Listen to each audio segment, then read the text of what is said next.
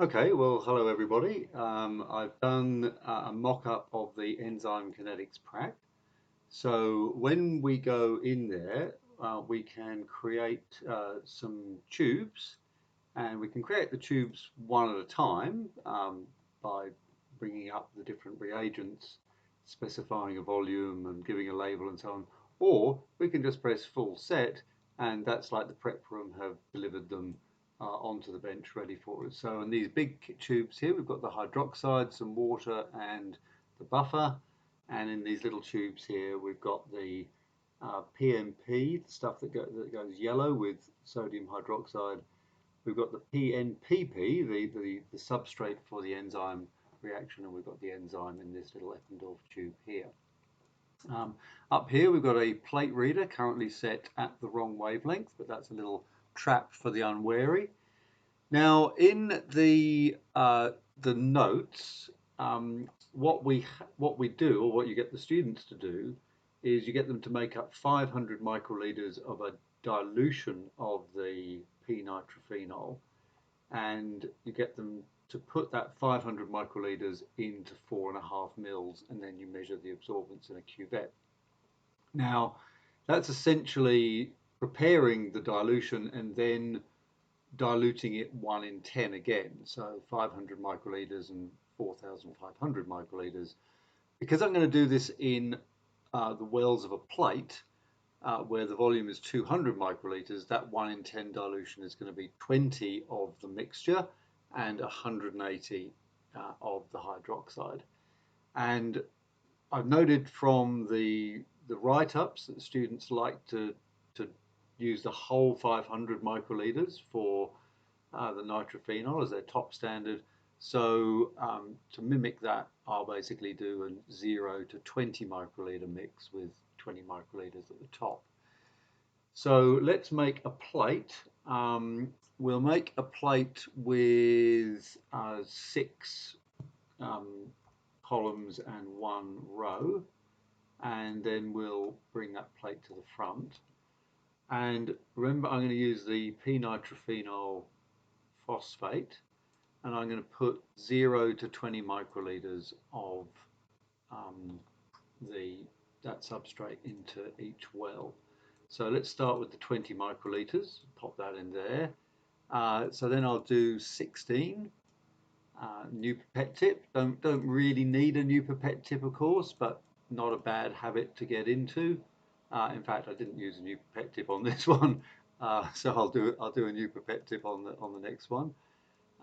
And we've got 8, and it's always a good idea not to talk while you're doing this, because it's very easy to make mistakes. So I've got 4, 8, 12, 16, 20 microliters of this stuff in there.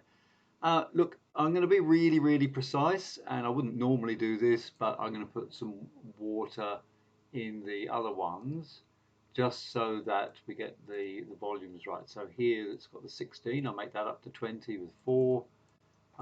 Here with the 12, I make that up to 20 with 8.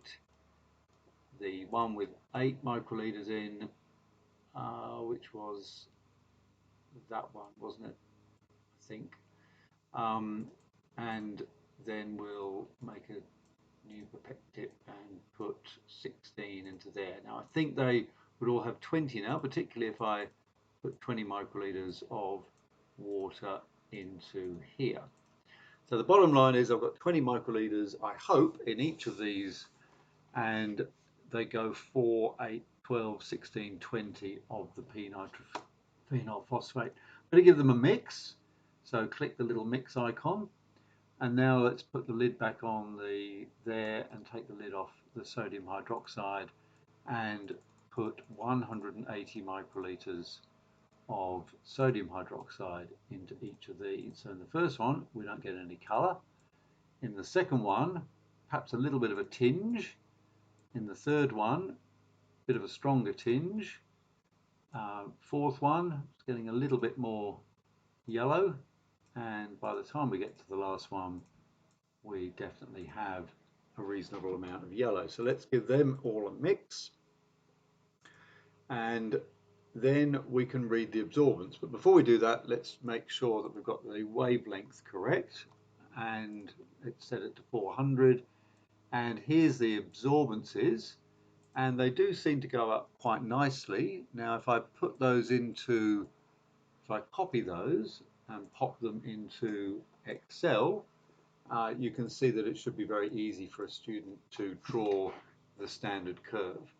Now, looking at the lab reports, it looks like your top standard is about 0.8. The reason why this is zero point 0.7, 0.66 is probably because either I haven't got the extinction coefficient exactly right, um, or because the path length here is 0.8 of a centimetre rather than a full centimetre in a cuvette. But these are all good things for the students to think about. Anyway, we've generated a standard curve. Um, Obviously, we could have done that in duplicate. I could have made the plate 6 by 2, got duplicate readings. I could have done all sorts of other dilutions if I wanted to, but I got a standard curve. That's the first part of the experiment done, and that clearly was done pretty quickly.